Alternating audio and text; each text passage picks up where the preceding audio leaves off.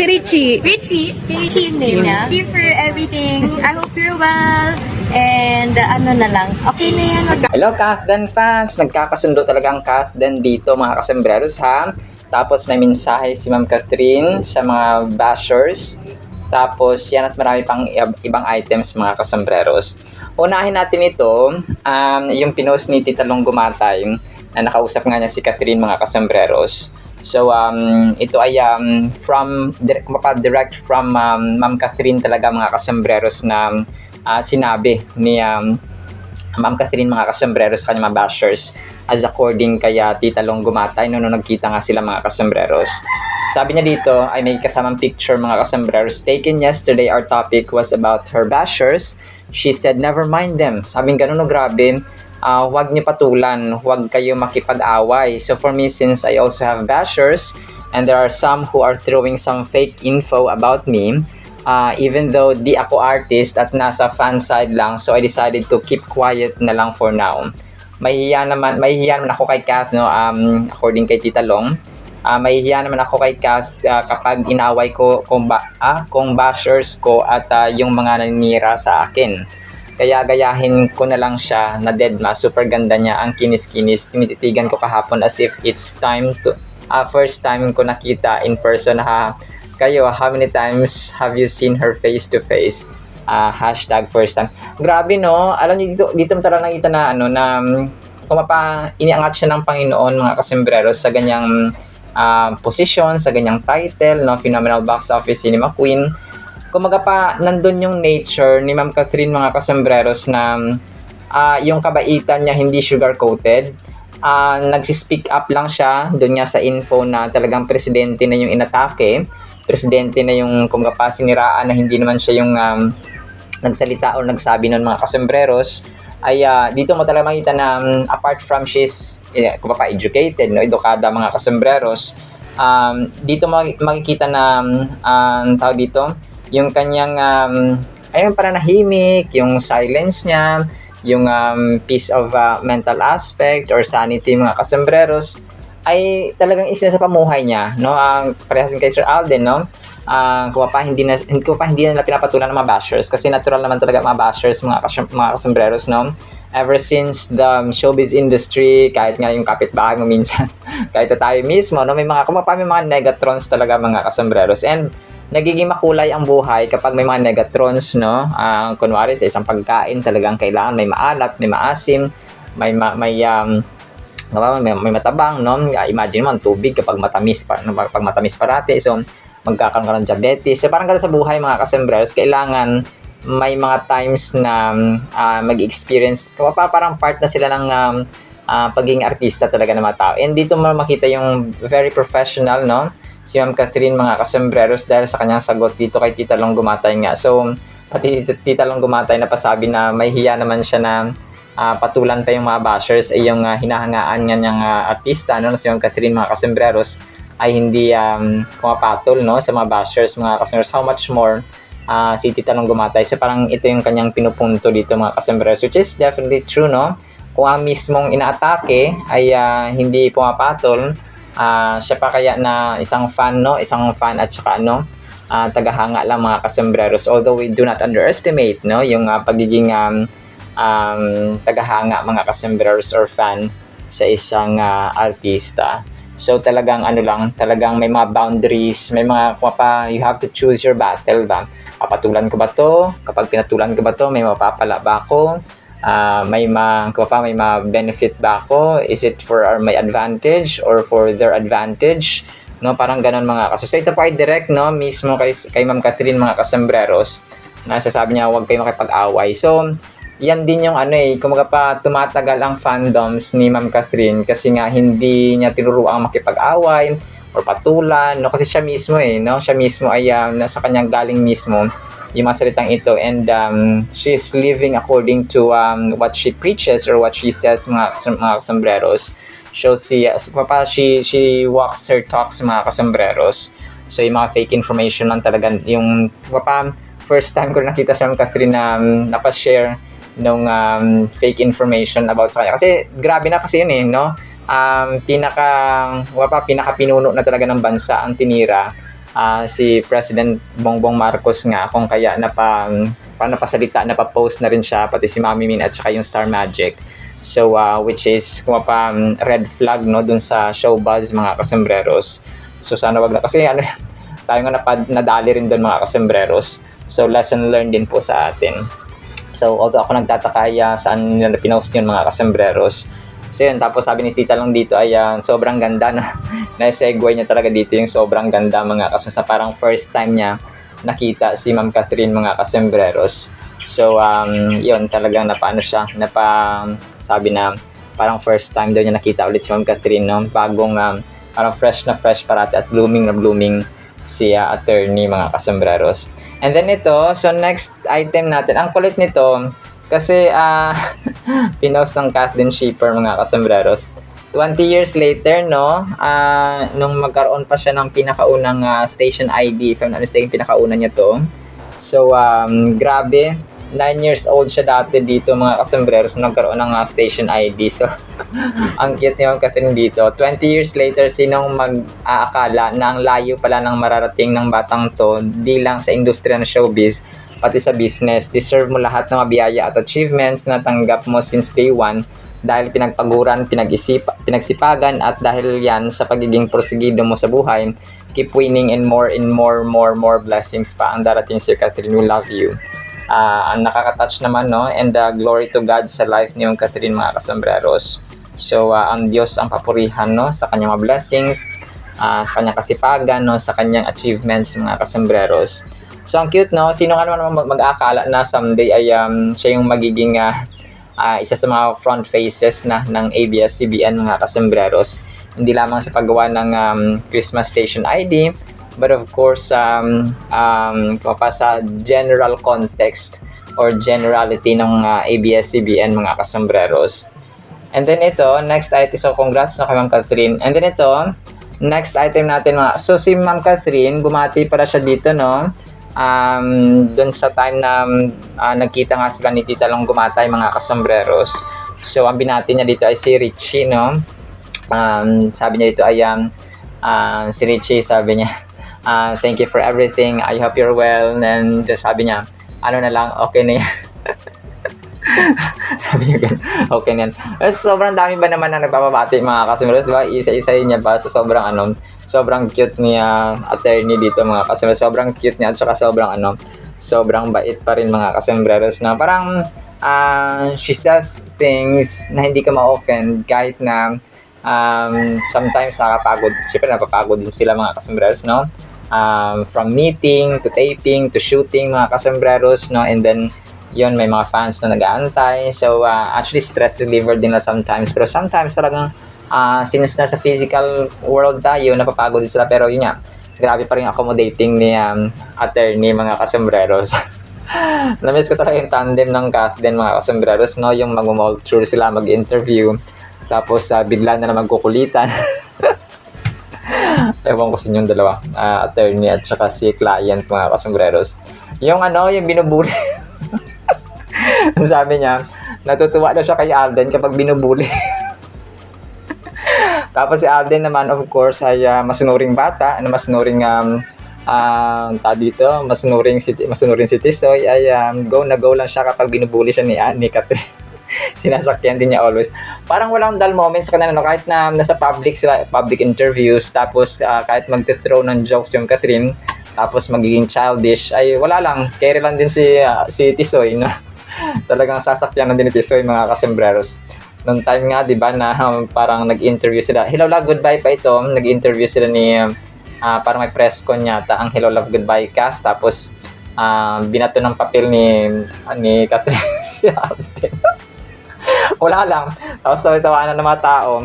Kaya pag kay Sir Daniel Padilla siguro talagang kukunot noon na naman yun, mga kasembreros, at saka magalit si Daniel Padilla kapag gano'n, no?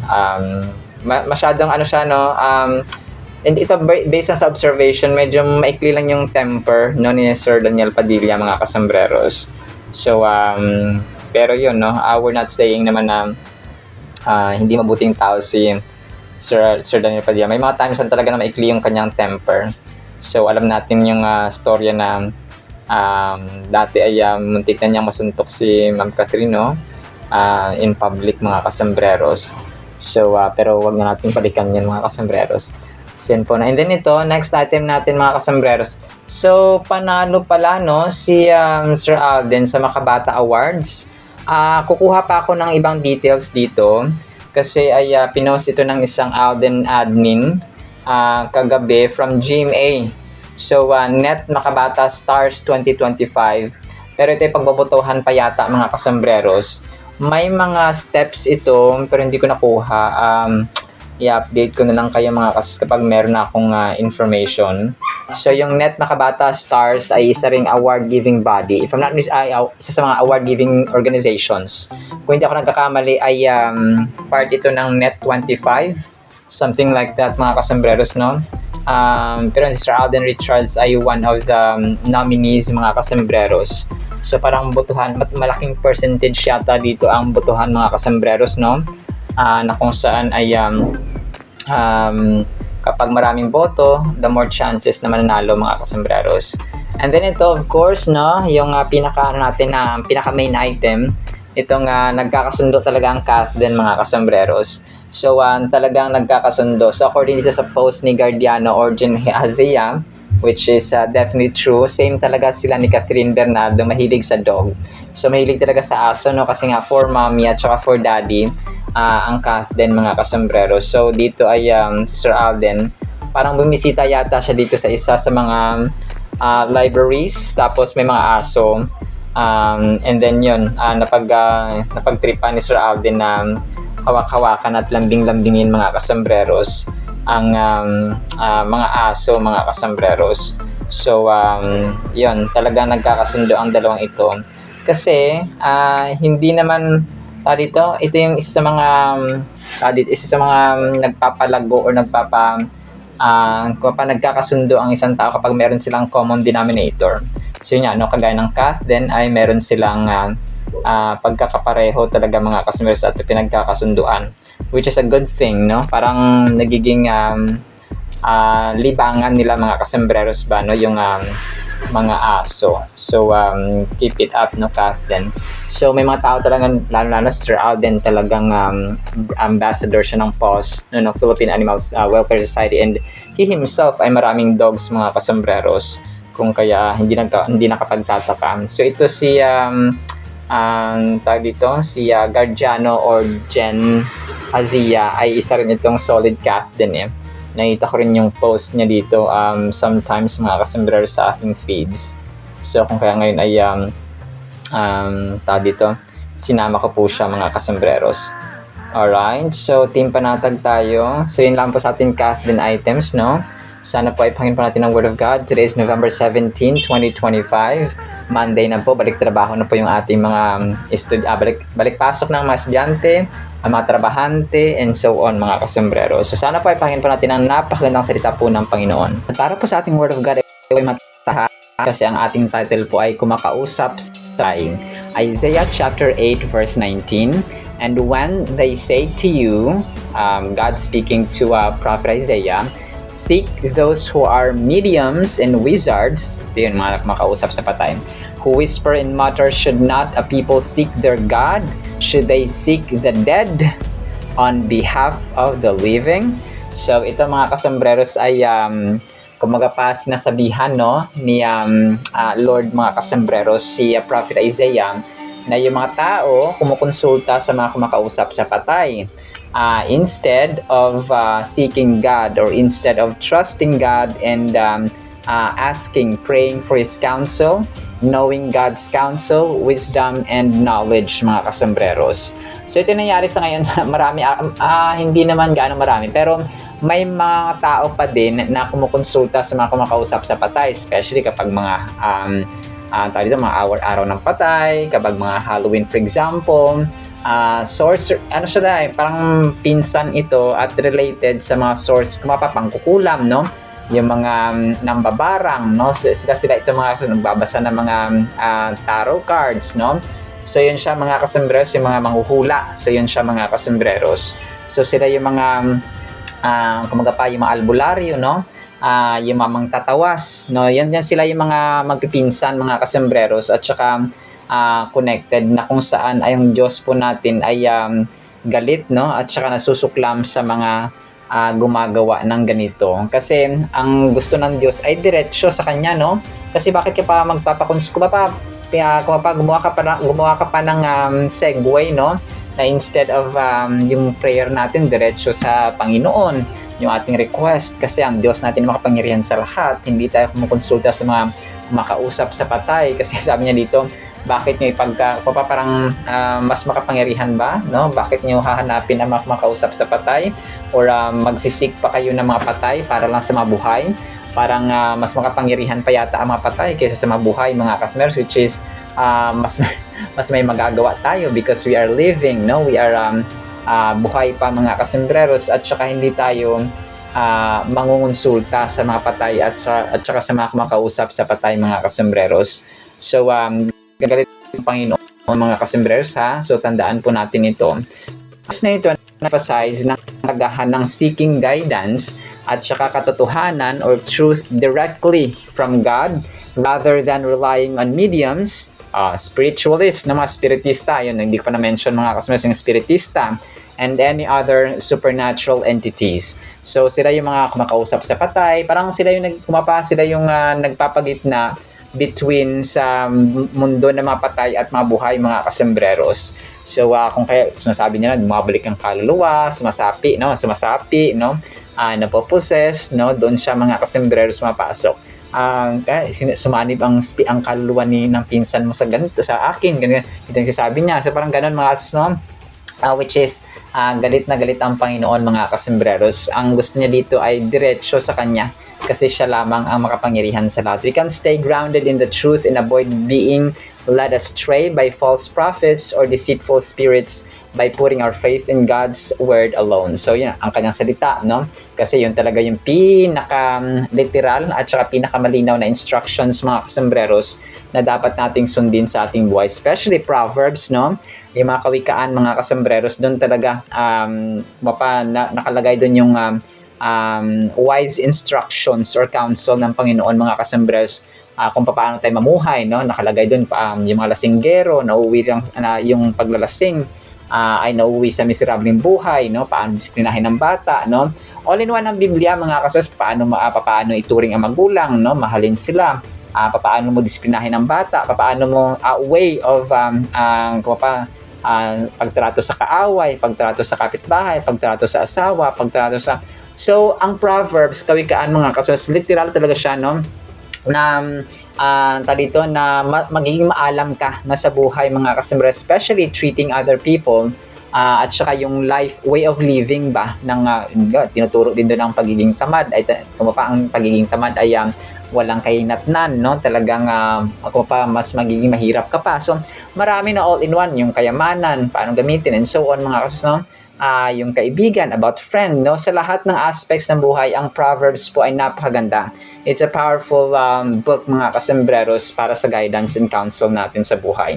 Paano natin guide natin, manual natin, mga kasembreros, para tayo po ay maging maalam. God's guidance is pure, unchanging, and always for our good. Whereas other source of guidance may be unreliable, deceptive, or harmful. So, hindi siya reliable. Kung hindi siya mapagkakatiwalaan, kasi pwede siya magbago based lamang sa emotion ng tao or doon sa mga espiritista or sa mga makausap ng kaluluwa, sa mga mediums, mga mangkukulam ba dyan, o mga nagbabasa ng kapalaran, di ba?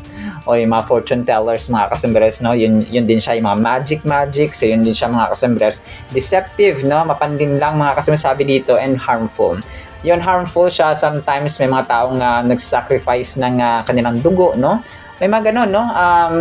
Dito, may mga anak pa silang sinasacrifice para daw sa kabayaran ng sa Diyos ni ganito, si Diyos ni ganyan. So, harmful talaga siya, mga kasembreros. And yung mga kulto, no? Yung masasabing ganun. So, yun siya, mga kasembreros, related din po dito. Turning to mediums or spirits for guidance opens the door to a realm of uncertainty and potential spiritual danger. So, ano yan? Kung kaya yung may mga napopossess, no, sinasapian ng demonyo, and so on, mga kasembreros. So, why risk falling into the trap of falsehood when the ultimate source of truth and wisdom is readily available to us through God. So yun siya, bakit ba daw tayo pupunta pa sa mga espiritista, sa mga sino man dyan, mga customers, na kung saan ay pwede naman tayong dumiretso sa may likha at saka sa ultimate creator natin, mga kasembreros, di ba? We demonstrate our trust and reliance on His divine wisdom by staying faithful to His word, sa kanyang salita, seeking His guidance above all else. God's word guides us on the right course and lead us towards His truth and grace, serving as a lamp to our feet and a light to our path. So, yon talagang ilaw. Kumaga pa sa isang madilim na lugar ay may ilaw. So, ang salita ng Panginoon, mga kasembreros, ang nagsisilbing ilaw sa ating daanan at buhay so that ang atin hindi tayo matutisod, hindi tayo matutumba, hindi tayo mahuhulog kasi may ilaw, mga kasembreros. So kung may tinik ay iiwasan natin, mga kasembreros. Kapag may butas ay iiwas tayo, mga kasembreros, sa daanan na yan. Kapag walang ilaw, of course, no, maaari tayong mahulog at saka matisod, mga kasembreros. So in Isaiah chapter 8 verse 19, the prophet Isaiah warns the people of Judah against seeking guidance from mediums and spiritists, highlighting the importance of turning to God for wisdom and direction. So yun nga, no, sabi nito, huwag tayo magkonsulta, no, sa mga patay on behalf of the living. Kung ba't ka pa hihingi ng tulong at saka ng guide or ng instruction sa mga patay na mas maalam naman tayo because they are already dead, mga kasembreros. So today, while consulting mediums may not be as prevalent, people still turn to unreliable resources like horoscopes. So ito, isa rin ito, mga kasembreros, hindi ko pala mention ito. Horoscopes, no? Nabasa mo sa horoscope mo ngayon, mag-aaway daw kami ng manager ko.